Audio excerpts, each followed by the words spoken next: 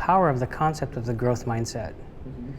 And I think that's what sets you apart from other people who may be considered your peers in the software development industry. Lots of folks focus on the technology and that's it. It's like the mindset of, hey, I've graduated college, so my education's over. I don't need to learn anymore. It's like, no, life is full of learning and you actually should be learning until you pass away. Yeah. So it sounds like you embrace that, which is a huge asset to not just you, but also the industry.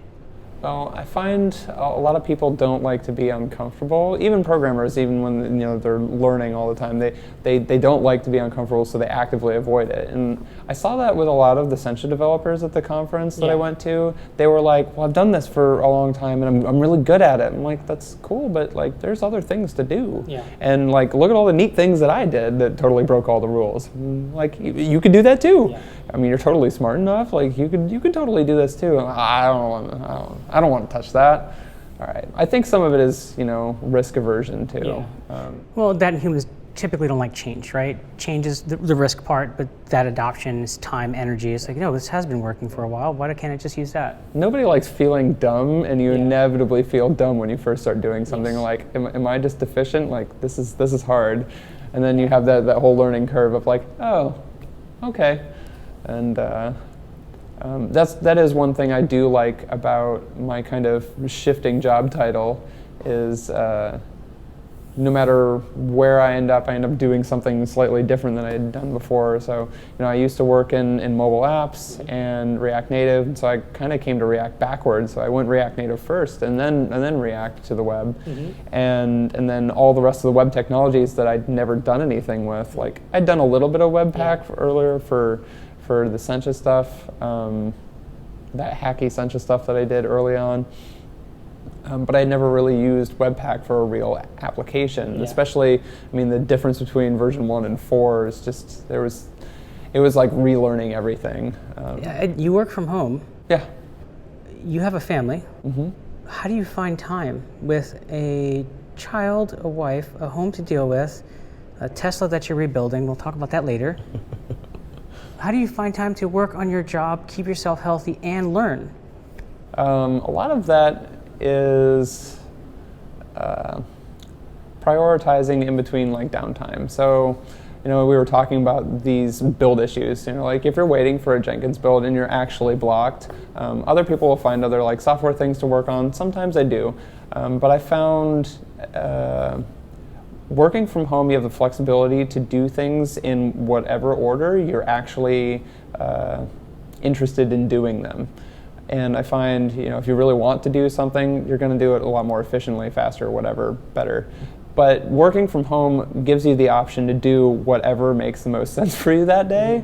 And it's really nice to not have someone like staring at you, because if you're like laying on the floor staring at the ceiling, like trying to not have your brain leak out your ears, and your manager is sitting in the chair next to you, are you really going to do that? No, but if that's what you need to do to get through the day and get something done, it's a lot easier to do that from home. Right.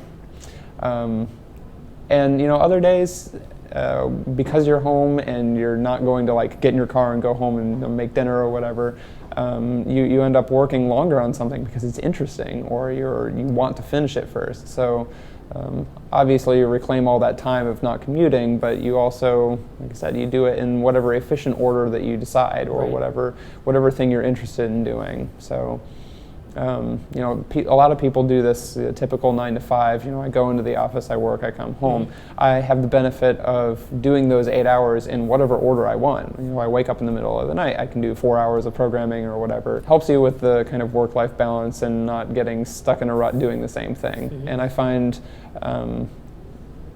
the more interested you are in doing what you're doing, the better you're going to be able to do it for longer periods of time. Right. That's not any type of new concept, but it's difficult for a lot of people who have never worked from home to understand that. A lot of them say, oh, you have to have discipline, you have to like go into your office and close the door. I'm like, well, then you're not really getting any of the benefits of working from home. Yeah. Part of that pattern of success, the model of success, is to be able to implement things, and if they take a while, move on to something else that may be productive versus just sitting on your hands. Right. And that's why I was asking about like being successful with learning while working, because we've had team members who have asked like, what can I do within my 40-hour work week to be successful at Modus, but also be successful in my career? And what we've told them is like, you actually own your career. And that's why I asked you. I said, you know, you have a kid, you have a wife, you have a house, dog, whatever, like all these things that command your attention, including your work, but yet you still find time to teach yourself. You're doing that yourself because it seems like you're intrinsically curious, which is good, but also you love the idea of being productive and being impactful. So that means that maybe you're making that time more impactful for yourself. Right. And I think that's a major takeaway for folks who may look to join Modus. It's like, well, we're a group of individuals. The most successful people here are those people who continuously learn. And like you mentioned, prioritize. But I think culturally, like if you literally just did like a blanket, poll across the team, you'll find the people who we regard as the most successful individuals. I'm not talking about dollars or titles. I'm talking about their output. They're the people who constantly push their own boundaries and connect with people online like you're doing.